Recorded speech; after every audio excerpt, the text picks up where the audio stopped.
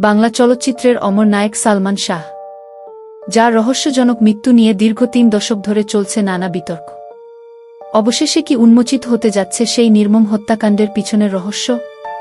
মামলাটির অন্যতম আসামি খল অভিনেতা ডন আদালতে জবানবন্দিতে জানিয়েছেন সে রাতের ভয়াল সত্য। কিভাবে অচেতন করে ঝুলিয়ে দেওয়া হয়েছিল প্রিয় নায়ককে 1996 সালের ৬ সেপ্টেম্বর। হুট করেই স্তব্ধ হয়ে যায় পুরো বাংলাদেশ। ইস্কাটনের নিজ বাসা থেকে উদ্ধার করা হয় চিত্রনায়ক সালমান শাহর মরদেহ। প্রথমে সিআইডি ও পিবিআই তদন্ত শেষে বিষয়টিকে আত্মহত্যা বলে প্রতিবেদন দেয়, কিন্তু সালমান শাহর পরিবার এবং কোটি ভক্ত তা শুরু থেকেই প্রত্যাখ্যান করে আসছেন। তাদের দাবি ছিল এটি কোনো আত্মহত্যা নয়, বরং এটি ছিল একটি সুপরিকল্পিত হত্যাকাণ্ড। দীর্ঘদিন পর এই মামলায় ঘটে গেছে এক বড় ধরনের মোড়। বিমানবন্দর থেকে গ্রেপ্তার করা হয়েছে মামলার অন্যতম অভিযুক্ত অভিনেতা ডন হককে। ডনকে আদালতে তোলা হলে রাষ্ট্রপক্ষের public prosecutor advocate Omar Faruqui ঘটনার চাঞ্চল্যকর বিবরণ তুলে ধরেন।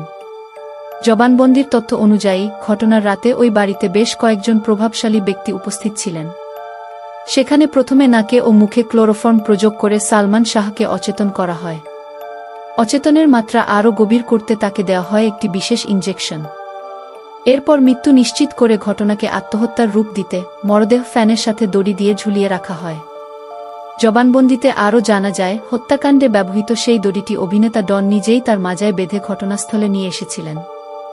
ডনের জামিন নামঞ্জুর করে তাকে কারাগারে পাঠানোর নির্দেশ দিয়েছেন আদালত। এই নতুন জবানবন্দি ও গ্রেপ্তারের ঘটনায় মামলাটি এখন এক নতুন আলোর মুখ দেখছে। সালমান শাহর মা নীলা চৌধুরী এবং দেশজুড়ে ছড়িয়ে থাকা ভক্তরা আশা করছেন ৩০ বছর পর হলেও এবার হয়তো তারা সুবিচার পাবেন। সালমান শাহর হত্যাকাণ্ডের এই নতুন তথ্য নিয়ে আপনার মতামত কি? কমেন্ট বক্সে লিখে জানান আপনার বক্তব্য। দেশের এমন গুরুত্বপূর্ণ ও অনুসন্ধানী খবরের বস্তুনিষ্ঠ আপডেট পেতে এখনই শিহাব রিপোর্টিং চ্যানেলটি সাবস্ক্রাইব করুন এবং বেল আইকনটি প্রেস করে রাখুন।